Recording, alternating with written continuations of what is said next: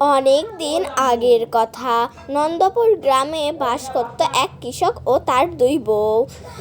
বড় বউ সব কাজ করত, কিন্তু ছোট বউ ছিল খুবই অলস প্রকৃতির।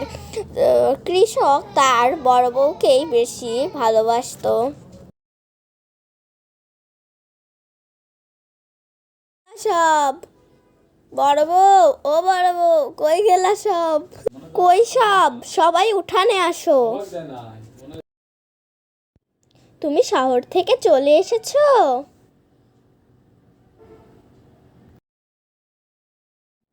শহর থেকে কি নিয়ে এসেছো আমার জন্য? দেখাও দেখাও। এনেছি এনেছি, অনেক কিছু এনেছি। দেখাও দেখাও।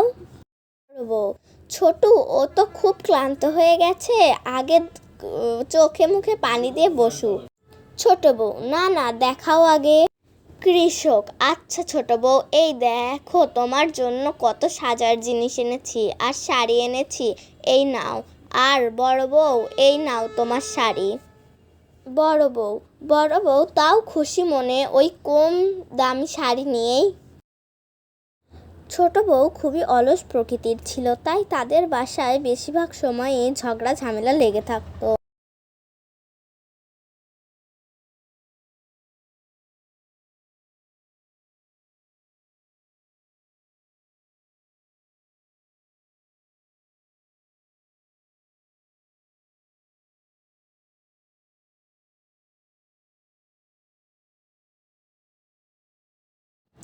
তারপরে একদিন বড় বউ গরু চড়াতে গেল, কিছু গুড়মড়ি নিয়ে গেল। তারপর সেই গুড়মড়ি একটি পাখি খেয়ে সে এক ইঁদুর বন্ধুর থেকে সেই ফোকলা বউকে কিছু দাঁত দিল। এত নতুন সুন্দর সুন্দর দাঁত দেখে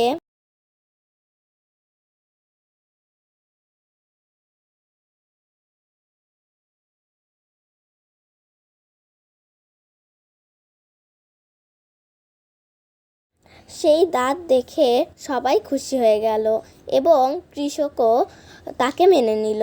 তারপর থেকে সবাই খুব সুখে শান্তিতে বাস করত।